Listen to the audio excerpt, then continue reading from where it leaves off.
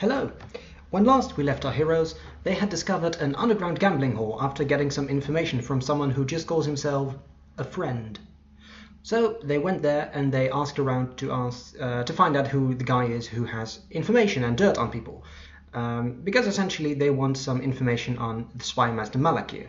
So they find this guy, he was gambling and severely losing, and they wanted a moment alone with him. So they just gave him a whole bunch of money and said, here, now you've won everything you've lost back, can we have a word? And he said, okay, let's have a word.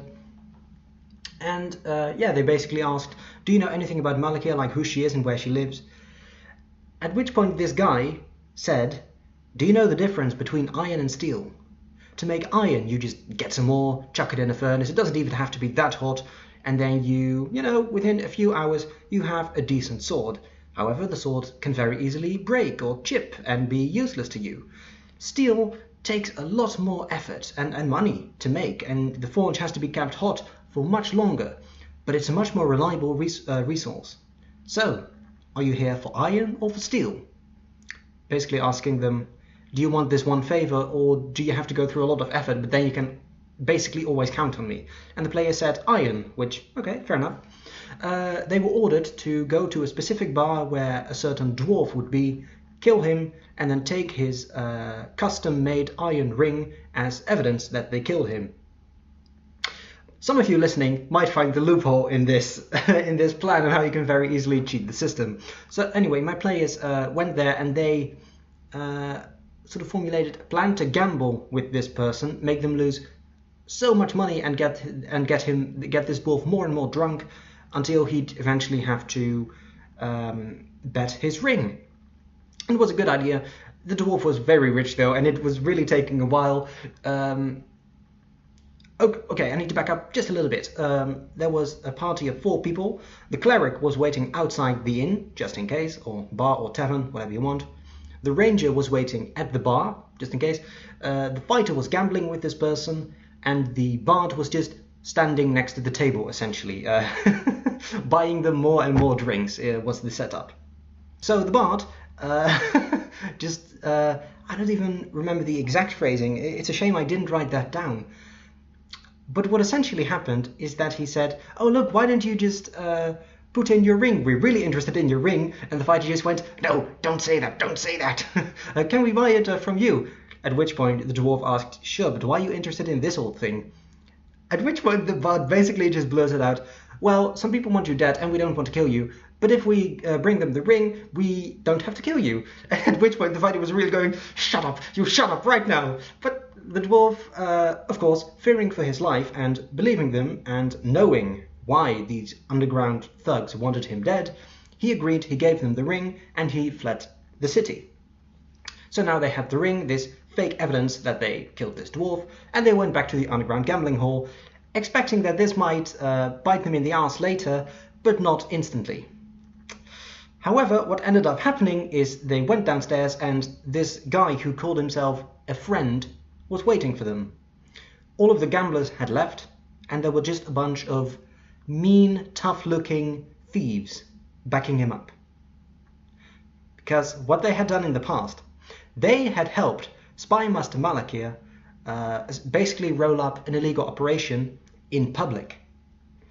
And the thieves, like the organized crime of the city, knows this. So when they just barged in, they took a few preparations to welcome them. So yeah, that basically happened, and they tried to talk their way out of it, but all of the evidence was against them. Well, I say evidence. They did not expect this to happen, they did not want this to happen, but it did happen. So yeah, they had to fight, and during combat, a few very funny things happened.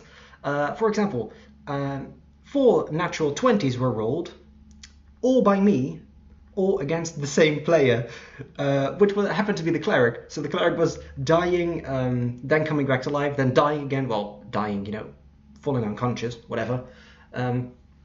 So yeah, that didn't go quite well.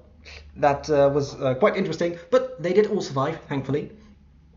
But somewhere in the late stages of the battle, they were really concerned for their health. They were thinking, oh gosh, are we all going to make it out alive? And then I said, well, don't you have some artifacts, some magical items? At which point one of the players almost lost it, and then I soon after him lost it. Because remember the whole reason they're doing this? They're trying to collect sword pieces and all that matter. One of the sword pieces has healing abilities, and they know this, and they had completely forgotten about it.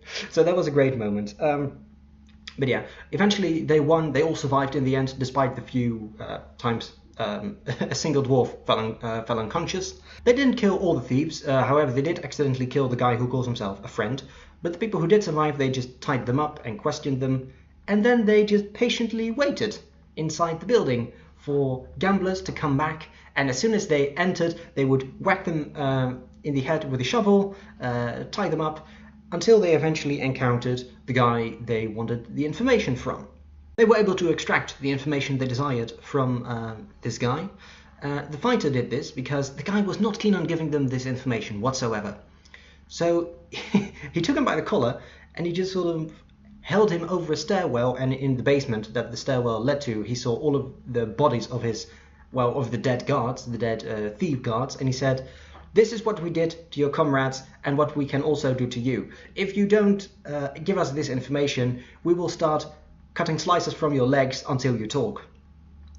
And that threat and the fact that, he was showing him something really intimidating, I said, okay, make an intimidation check with advantage, and he scored a great, he passed it. He scored like an 18 without modifiers, so that's pretty good. And yeah, the guy gave them the information. Apparently there is a house somewhere in the city where Spy Master Malakir often goes, under the guise of night, without anybody knowing. So that is what they're going to check out soon, but first they decided to flee the city for a bit and let things calm down perhaps, and that's where we stopped playing.